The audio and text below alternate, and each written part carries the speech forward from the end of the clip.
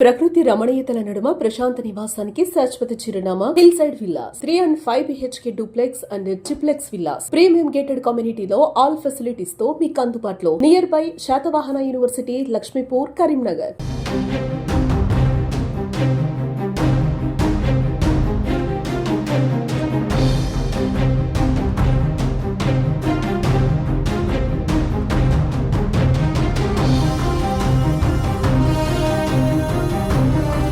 నా పేరు సౌమ్య. సౌమ్య గారు, మీరు పక్కనే ఉంటారు కదా, మీరంటే యంగ్, కొంచెం వాళ్ళిద్దరిని కొంచెం చూస్తుంటారు అప్పుడప్పుడు.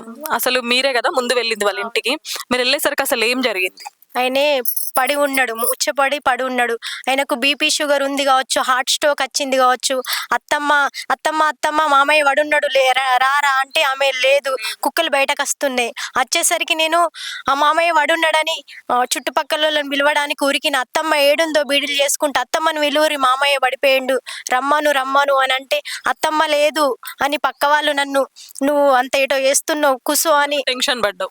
నేను టెన్షన్ పడేసరికి నన్ను ఓదార్చి వాళ్ళు నాకు వాటర్ ఇచ్చి మేము చూసి అత్తమ్మ ఆగు అని అనేసరికి వాళ్ళు వచ్చేసరికి అత్తమ్మ కూడా అదే స్థితిలో పడిపోయి ఉంది. అప్పుడు ఆమె కుక్ చేస్తా కూరగాయలు కట్ చేస్తుంది. కూరగాయలు కట్ చేస్తుందట. వాళ్ళు నేను చూడలేను, చూసిన వాళ్ళు చెప్పారు. నేను మామయ్యని వచ్చినాయమ్మా మామయ్యని చూసేసరికి నేనే షాక్ అయిపోయినా.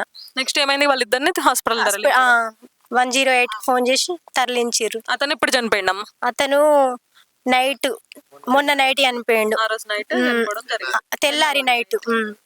ఆమెకి ఇప్పుడు సీరియస్ గా ఉంది ఆమెకు. మరి ఎలా అమ్మా, ఎవరి మీద డౌట్ ఉందా? మీరు ఎప్పుడు చూస్తుంటారు ఇక్కడ వాళ్ళ ఇంటికి ఎవరైనా రావడం గానీ? చూడలేం మేడం, కానీ మాకు కాదు, ఎప్పటి నుంచి అయినా చూస్తుంటారు. ఎవరు డౌట్ లేదు మేడం, కానీ ఎవరు ఇలా చేసిర్రు అనేది మనకు తెలుసుకోవాలి.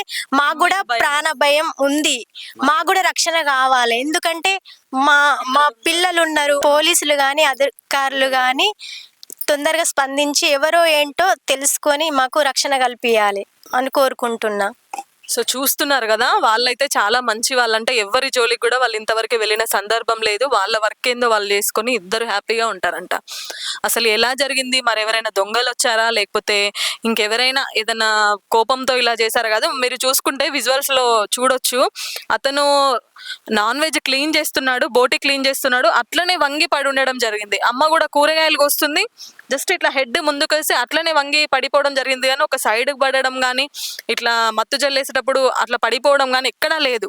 జస్ట్ కూర్చున్నట్లు అట్లా ముందుకు ఒరగడం జరిగింది. వాళ్ళు మరి హాస్పిటల్కి తీసుకెళ్ళినా మత్తు వదలలేదంటే వాళ్ళు ఎంత మరి ఏమైనా కెమికల్ స్ప్రే చేశారా, లేకపోతే ఇంకేమన్నా వాళ్ళ ఫుడ్లో ఏమన్నా ప్రయోగించారా, ఇలాంటివి అయితే ఏమీ తెలియట్లేదు. చుట్టుపక్కల నైబర్స్ అయితే చాలా భయపడుతున్నారు.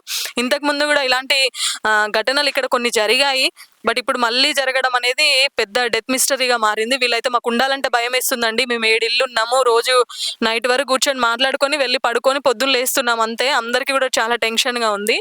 సో ఎవరో ఏంటో పోలీస్ వాళ్ళు కానీ సంబంధిత అధికారులు కానీ వెంటనే వాళ్ళని పట్టుకొని శిక్షించాలి. ఇలాంటి ఘటనలు మళ్ళీ పునరావృతం కాకుండా చూసుకోవాలంటూ కూడా ప్రతి ఒక్కరూ కోరుకుంటున్నారు.